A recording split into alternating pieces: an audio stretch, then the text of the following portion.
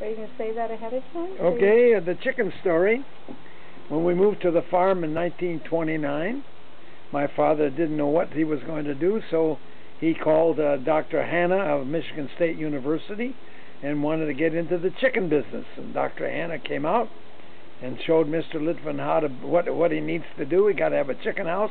It ended up to be about 200 feet long, and two-thirds of the way towards the western side of the chicken house was a feed house where you put all the feed in and you distributed the feed between the front end and the back end.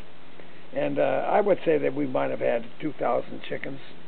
And my job every day was go in the hen house, pick up the dead chickens, and bury them in the asparagus patch. Oh, God. We had 13 rows of asparagus. By the way, the 13 rows brought in enough money every year to pay the taxes on the farm.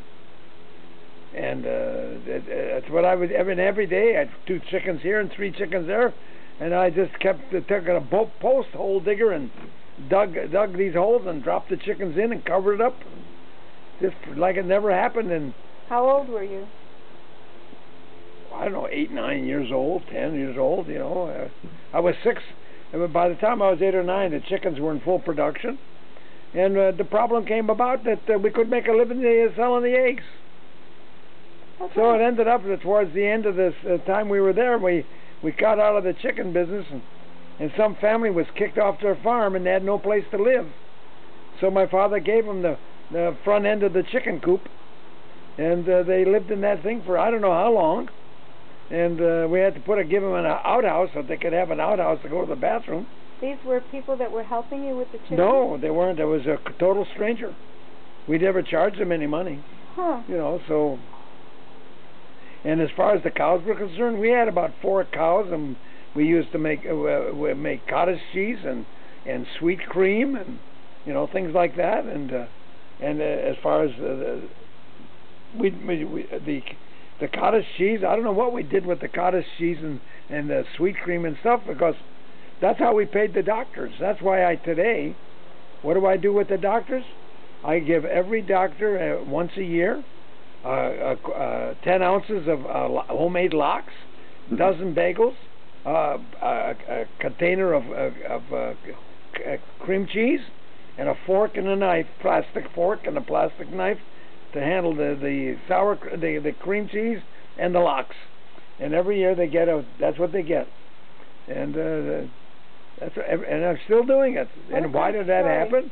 Is because when I was in high school, I had to go to the doctor, and after I went to the doctor, and a week or 2 later, my mother said, "Manuel, take these 4 dozen eggs and 4 pounds of asparagus and something else, and take it to Dr. Scher."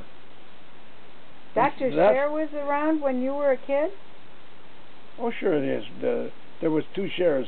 There was Joe and Sydney. Yeah. That's right. And so they when were you around. were a kid, they were in Mount Clemens That's in correct. their practice? That's correct. And then that's when I realized that we were paying the doctors for these calls. I remember one time, I was out shooting crows, and a bullet backfired, flashed in the chamber, and hit my right eye. Oy. Oh boy, I was in trouble. Gunpowder in the eye. I don't know, it was on the weekend, but the first day I went back to school, I went to this doctor in the Monitor Leader building, and I told him what was going on. He grabbed a hold of his magnifying glass, whatever, and took a look, and he says, "I think we can do something with that." And he took some kind of an instrument, and he removed most of the gunpowder. And when going forward in the next 30 years, Dr. Rubenstein said, "Yeah, I can see the scars of that powder. How do you like that?"